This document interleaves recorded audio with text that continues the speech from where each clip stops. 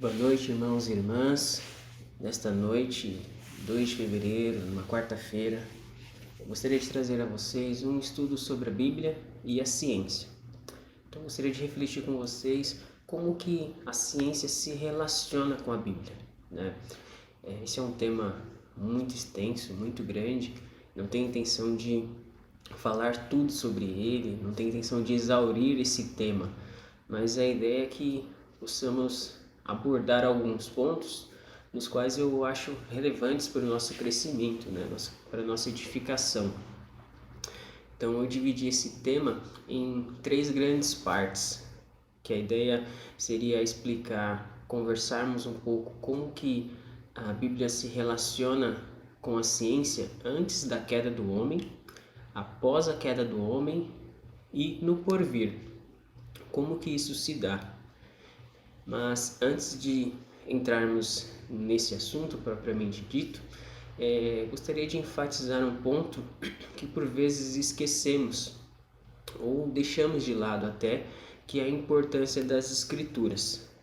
Bom, falar sobre as escrituras é sempre importante, mas como bem sabemos, a Bíblia é a nossa direção, né? A lâmpada que ilumina os nossos caminhos, a nossa regra de fé e prática. Então é importante falar dela porque através da Bíblia podemos olhar todas as outras coisas de forma bíblica, entendermos a vontade de Deus em qualquer outra coisa. Bom, caminhando para esse tema, em nossos dias, muito tem prevalecido no meio cristão exaltar imagens, exaltar o sentimentalismo e deixando de lado o valor inestimável da palavra. Por vezes o cristão ele acaba recorrendo, né, a inserir imagens no meio do culto, no meio litúrgico, para causar algum tipo de sensação, algum tipo de impacto. A exemplo disso são os símbolos, né, do Antigo Testamento, que por vezes é muito usado para exemplificar a manifestação de Deus no meio do povo de Israel. Bom, reconstruir essas cenas bíblicas, reconstruir essas imagens e sem os devidos esclarecimentos das Escrituras, principalmente para aqueles que são novos na fé, é como se estivessem vendo uma imagem qualquer, uma cena bíblica, uma cena qualquer, porque eles não vão compreender pela falta de esclarecimento, pela falta da palavra. Bom, podemos considerar, a exemplo, a vida de Moisés. O Moisés, quando ele acaba se encontrando na cena com a sarça em chamas, imaginando essa cena, se Deus não se revelasse a ele, talvez aquela imagem para Moisés parecesse algo assustador. Ele viria uma sarça em chamas que não se destrói, vamos dizer assim. Então, sem a revelação de Deus, Moisés ia olhar aquela cena, poderia se assustar e sair correndo. Uma outra imagem que podemos aplicar seria considerar Saulo encontrando Jesus lá na estrada de Damasco. Se Cristo permanecesse em silêncio quando Paulo não questionou, talvez não haveria a conversão de Paulo naquele período e não o veríamos um dos maiores defensores do Evangelho, seria o próprio Paulo. Bom, o que eu quero dizer levantando essas questões é que uma imagem não vale mais do que 1000 palavras. A palavra de Deus precisa ser lida, precisa ser estudada e não assistida. Caso assim fosse, haveria muitas imagens na Bíblia. Trago em mãos a Confissão de Fé de Westminster, que belamente, de forma bem sintetizada, expressa a importância da palavra de Deus. Ela, em seu capítulo 1, ela diz o seguinte: ainda que a luz da natureza e as obras da criação e da providência de tal modo manifestem a bondade, a sabedoria e o poder de Deus, de tal modo que os homens fiquem inexcusáveis, contudo, não são suficientes para dar aquele conhecimento de Deus e da sua vontade necessário para a salvação. Por isso, foi o Senhor servido, em diversos tempos e diferentes modos, revelar-se e declarar à sua igreja aquela sua vontade. E depois, para melhor preservação e propagação da verdade, para o mais seguro estabelecimento e conforto da igreja contra a corrupção da carne e malícia de Satanás e do mundo, foi igualmente servido fazê-la escrever toda. Isso torna indispensável a Escritura Sagrada, tendo cessado aqueles antigos modos de revelar Deus a sua vontade. Então é através das Escrituras que conhecemos a vontade de Deus e de tudo aquilo que necessitamos para caminhar nessa terra. Pois as próprias Escrituras, a própria Palavra de Deus diz o seguinte, lá em Efésios 3, 16 e 17. Toda a Escritura é inspirada por Deus e útil para o ensino, para a repreensão, para a correção, para a educação na justiça, a fim de que o homem de Deus seja perfeito e perfeitamente habilitado para toda boa obra. Essa é a importância da Palavra de Deus, meus irmãos. A Palavra de Deus nos aperfeiçoa, nos habilita para toda boa obra de Deus. Bom, agora caminhando para o nosso tema principal, como a Bíblia se relaciona com a ciência, então vamos partir do primeiro ponto. Como isso se dá antes da queda do homem? Para isso, voltemos ao início de tudo.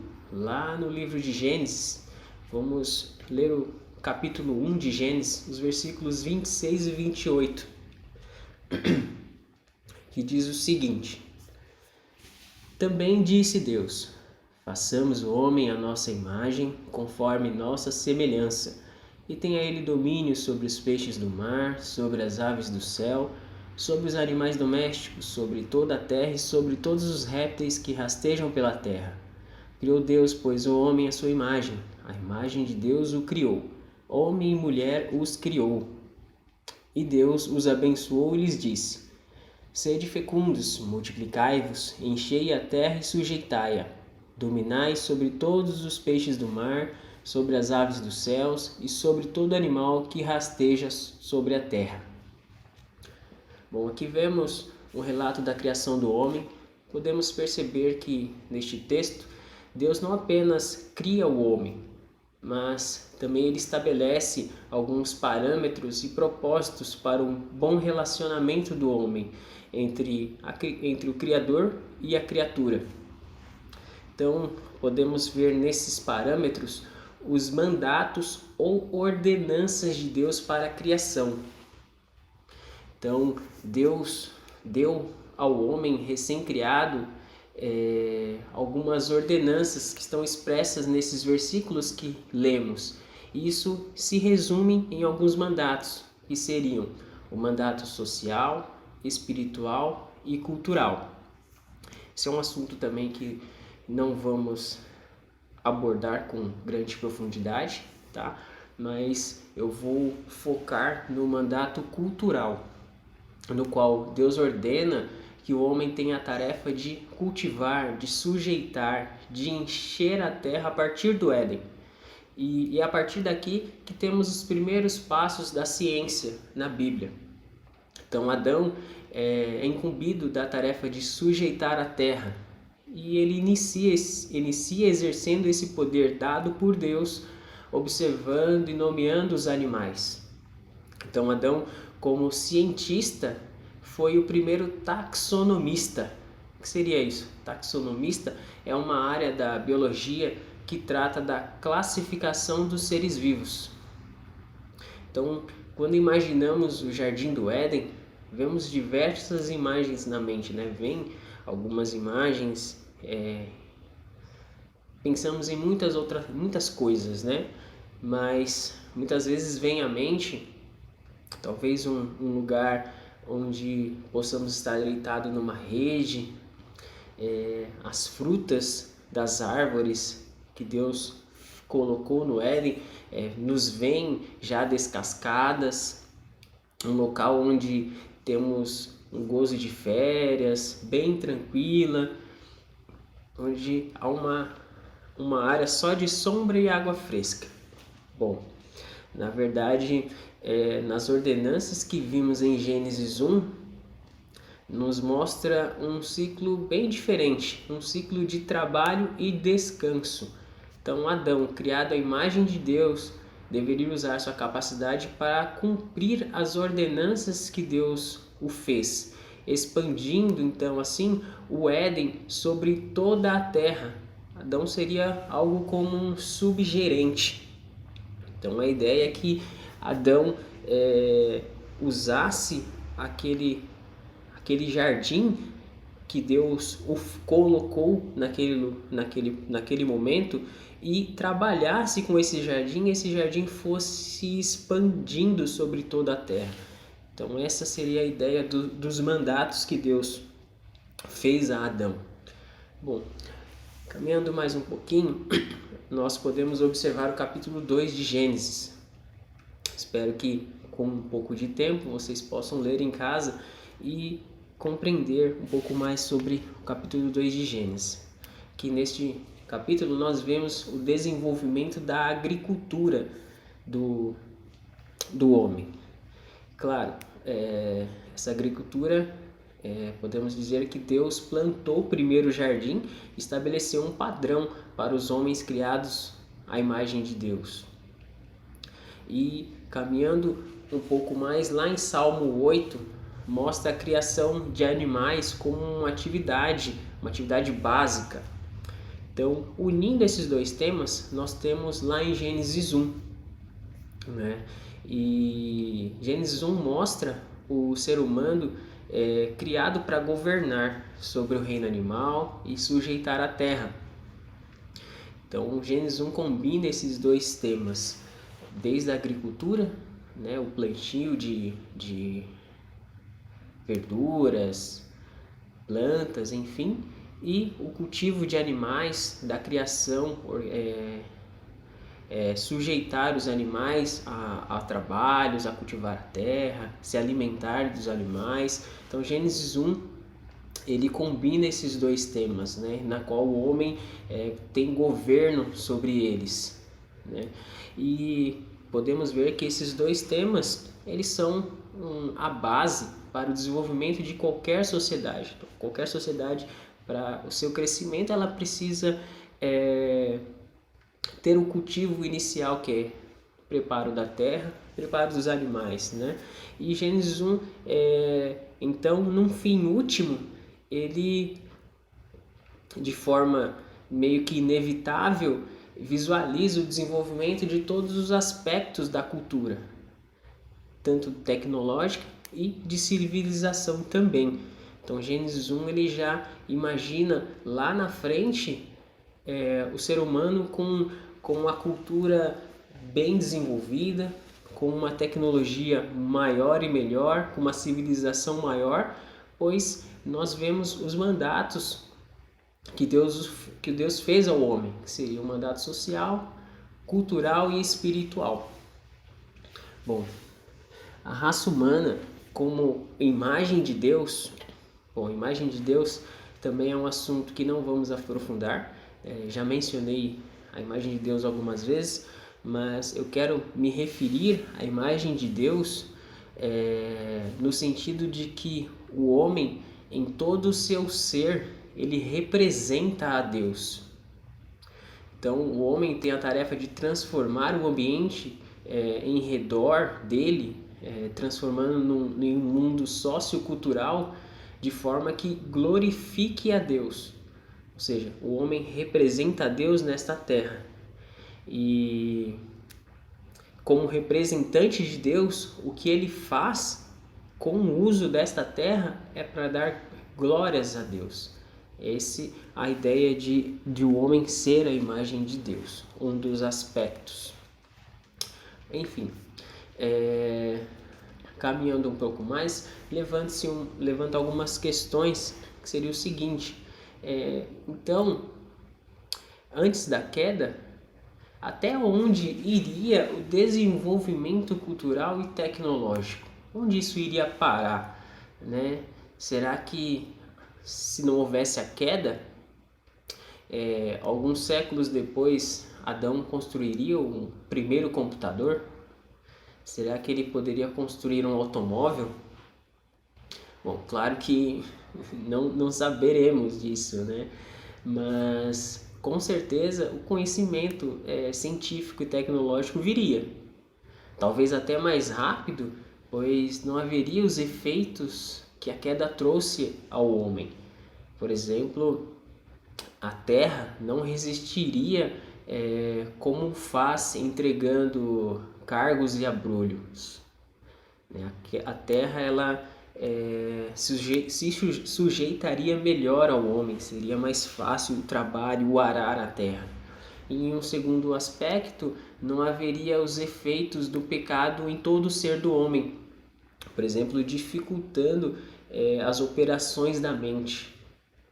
Então, antes da queda, nós possivelmente veríamos um desenvolvimento tecnológico muito mais rápido. Bom, caminhando para o próximo tópico, após a queda do homem. Então, como se daria esse impulso pelo desenvolvimento após a queda? Como que o homem ordenado por Deus agora, com esse impulso de sempre se expandir, como que isso funcionaria após a queda? Bom, o tema da queda do homem também é um assunto que grande, né? Que também não vou me aprofundar porque a gente não tem um tempo para abordar amplamente esse assunto. Mas trago uma ilustração que talvez nos ajude a entender os efeitos desse grande evento, dos efeitos que esse evento trouxe para toda a humanidade. Bom, a independência do Brasil é um evento de grandes proporções que talvez nos ajude a compreender a situação da queda. Podemos fazer uma analogia com isso. Vamos lá. Quando Dom Pedro ele proclamou a independência, nós estávamos incluídos nela, nós fazíamos parte dela. Dom Pedro ele era nosso representante naquele período. Porém, nenhum de nós que estamos aqui hoje, nem eu nem você, bradou independência ou morte. Não temos como voltar no tempo. Mas todos nós usufruímos, todos nós gozamos desse efeito desse brado. Temos liberdade, temos um país. Bom, do mesmo modo, Adão foi nosso representante diante de Deus. Adão falou por nós. Portanto, o brado dele diante de Deus resultou na queda. Então, a queda de Adão foi a nossa queda. Então, o grito de independência de Adão jogou toda a humanidade no pecado. Bom, visto isso, o homem agora manchado pelo pecado, mesmo que em rebeldia, continua vivendo no mesmo mundo que Deus criou. Ele continua se expandindo no planeta que Deus o criou. Ele continua agindo em grande parte, agora por conta do pecado, de forma que Deus o fez para agir. Ou seja, Deus ordenou que ele enchesse a terra. Ele não vai cumprir esse mandato tão perfeitamente como ele faria antes da queda. Por isso aqui o ponto de em grande parte, né? Bom, se rebelar contra Deus, então, não significa que o homem para por completo de agir como Deus o ordenou fazer. Por exemplo, o homem não para de respirar, ele continua usando seus pulmões como Deus ordenou a fazê-lo. Deus o fez para fazer, né? O construiu para fazê-lo. E muito menos o homem para de se multiplicar, ele continua enchendo a terra com a humanidade, ele ainda continua sujeitando a terra. E mesmo que inconsciente, o homem continua a cumprir então os mandatos de Deus. Ou seja, a queda não fez com que o homem deixasse de ser a imagem de Deus. Ele ainda continua sendo um representante de Deus na terra. E mesmo o homem caído, então ele continua na direção que Deus o fez para seguir. E a gente consegue ver essa direção em Gênesis 4, nos versículos 20 e 22, que diz o seguinte: Ada deu à luz a Jabal. Este foi o pai dos que habitam em tendas e possuem gado. O nome de seu irmão era Jubal. Este foi o pai de todos os que tocam harpa e flauta. Zilá, por sua vez, deu à luz a Tubal-Caim, artífice de todo instrumento cortante, de bronze e de ferro. A irmã de Tubal-Caim foi Naamá. Então, nestes versículos, vemos o desenvolvimento científico e tecnológico crescendo, mas podemos perceber que ele cresce de maneira deturpada, diferente do original, logo no próximo versículo, versículo 23, que diz o seguinte: E disse Lameque às suas esposas, Ada e Zilá, ouve-me, vós mulheres de Lameque, escutai o que passo a dizer-vos. Matei um homem porque ele me feriu, e um rapaz porque me pisou. Percebemos neste versículo o adultério, né? Lameque, ele possui 2 esposas, também o assassinato, né? Então o pecado, ele permeia a vida do homem ali como se fosse algo natural. E é pela graça de Deus, pela graça comum de Deus, que o homem é inconsistente com a sua própria natureza, que é má. Graça comum também é um outro assunto, um outro termo que não vamos nos aprofundar, mas a graça comum em um aspecto, podemos dizer assim, que a humanidade não é tão má quanto poderia ser, porque Deus restringe essa maldade no homem. E um outro aspecto da graça comum é que Deus distribuiu dons e talentos a todos, sem distinção, em quantidade, em formas, tamanhos variados. Então todo homem possui habilidade dada por Deus. E é por essa graça que nós podemos ver a descendência de Caim, que matou seu irmão, a descendência má. Podemos ver eles se desenvolvendo nos versículos que lemos anteriormente. Então eles desenvolvem todo tipo de tecnologia. E esses homens, ao fazerem isso, Deus é glorificado. Mesmo que eles mesmos não o façam, não glorifiquem a Deus, não demonstrem glória a Deus pelos seus feitos, mas de maneira não intencional, eles ainda dão glória a Deus com seus avanços tecnológicos, pois o próprio Deus que deu a eles as habilidades para que pudessem construir essas coisas, para que pudessem fazer avanços tecnológicos. Então eles usam as habilidades de Deus para poder ter desenvolvimento. Ainda há um episódio, acabei de me lembrar, que Israel, o povo escolhido de Deus, padece nas mãos do inimigo por falta de tecnologia na área da metalurgia. Os inimigos do povo de Israel estavam melhores equipados, com espadas mais resistentes, com equipamentos mais resistentes, enquanto o povo de Israel tinha armamentos mais frágeis. Então ele acaba padecendo na mão dos inimigos. O povo de Israel perde a batalha pela falta de tecnologia. Então a tecnologia, a ciência, ela sempre esteve presente no desenvolvimento bíblico. Desde Gênesis, nós vemos a história do povo sempre crescendo na área de construção, na área de agricultura. Então, por exemplo, podemos imaginar que Noé, construiu um barco. Então, naqueles versículos nós vemos algumas aplicações de técnicas de engenharia civil, que é um pouco parte da minha área.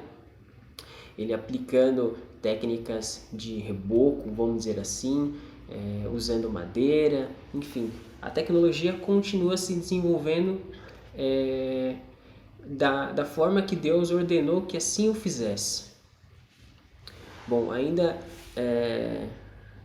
é possível pensar que a tecnologia e muitas outras coisas desenvolvidas pela mão do homem direcionem a glória não a Deus, mas ao próprio homem que o fez. Pois ainda há quem diga: eu criei um novo tipo de componente químico, por exemplo. Então, eu mereço todo o louvor por isso. Eu mereço um Oscar, mereço um prêmio porque eu o conquistei, eu mesmo fiz. Bom, caros irmãos, esse é um pensamento um tanto egocêntrico, né? Considere Deus em sua infinitude, que governa, mantém e sustém todo o universo criado por Ele mesmo, de forma tão ordenada, de forma tão ordeira. Imagine que Ele não sabia que se unir, por exemplo, o fruto do cacau, a árvore que Ele mesmo o fez, com o leite da vaca, o animal que ele mesmo criou.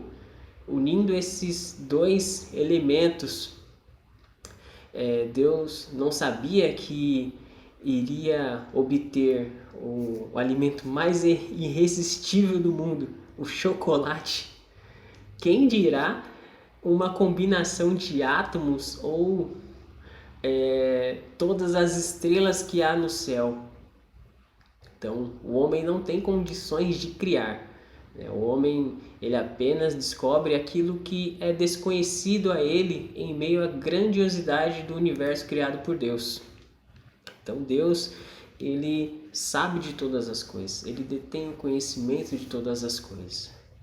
E em falar de forma ordeira, o que é tão sistematizado e organizado como a lei da gravidade de Isaac Newton, quando ele descobre essa ciência, essa parte da ciência, né? E ele mesmo, Isaac Newton, um gigante de sua época, né? Ele fez a seguinte citação: gravidade pode ser muito bem explicada pelo movimento dos planetas, mas não pode explicar quem colocou os planetas em movimento. Deus governa todas as coisas e Deus sabe tudo que é ou tudo que pode ser conhecido. Bom, sabe as palavras de um homem com enorme conhecimento da ciência, mas que ao mesmo tempo sabia que não conhecia nada se comparado a Deus. Essas são palavras raras de se ler ou ouvir, pois por causa da queda recaiu também sobre a ciência a maldição do pecado. Então, o querer ser igual a Deus, que isso nos remete, né, bem à história da queda, a serpente falando com Eva, né? Então, o querer ser igual a Deus, hoje, tem a ver também a querer ser igual a conhecer tantas coisas iguais a Deus o conhece também. Então, querer conhecer todo o universo da mesma forma que Deus o faz, da mesma forma que Deus o conhece. Então, por isso, estudar a criação, quer seja através de um microscópio ou de um telescópio, vem também agora acompanhado pela constante luta contra o orgulho, a constante luta contra a vaidade, né? E uma constante luta também em relação à tendência de substituir o Deus Criador pelas coisas que foram criadas. Então, João Calvino, ele tem uma frase bastante citada que diz o seguinte: o coração do homem é uma fábrica de ídolos. Bom, enquanto Cristo não retornar, com certeza essa luta irá permanecer. Em todos os aspectos da nossa vida, iremos lutar contra o nosso orgulho, contra o nosso ego, para que assim possamos fazer com que nossas ações glorifiquem a Deus, que possamos espelhar a Deus, espelhar a Cristo através de nossas vidas. Essa será uma luta constante, pois o pecado ainda habita no homem. Bom, e no porvir, como que essa tecnologia irá se expandir. No porvir, onde não haverá choro, onde habitará a justiça, né? Como se dará o desenvolvimento tecnológico, científico no porvir? Bom, no porvir, no retorno de Cristo, haverá uma nova criação. Muitos pensam que o futuro que nos reserva seria uma existência incorpórea, sem corpo físico, num local que também não é físico, mas, como bem sabemos, esse é apenas o estágio intermediário.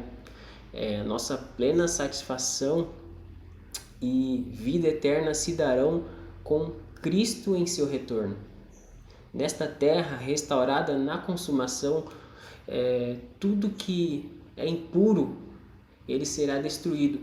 O velho homem se revestirá de um novo homem. A velha terra será restaurada com a vinda da Nova Jerusalém. Como lemos Gênesis 1, Gênesis ele diz que a terra também foi amaldiçoada com a queda do homem. Então, por isso a terra nos resiste em tantos aspectos, né? A terra não nos dá o melhor dela, mesmo que nós estejamos no nosso melhor dia, na nossa melhor condição, o que façamos nessa terra não dará 100%, né? Então, o pecado corrompeu todo o ser do homem, né, nessa terra, e a terra foi amaldiçoada. E em Romanos 8, ainda lembra que todo o universo aguarda o dia da redenção. O universo anseia pelo retorno de Cristo.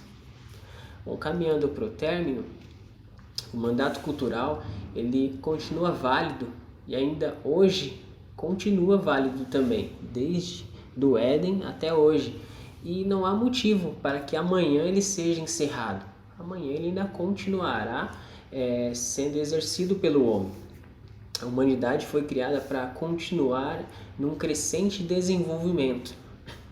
Um escritor, Randy Alcorn, ele faz uma reflexão bem interessante sobre Isaías 9, versículos 6 e 7, que diz o seguinte, Isaías 9.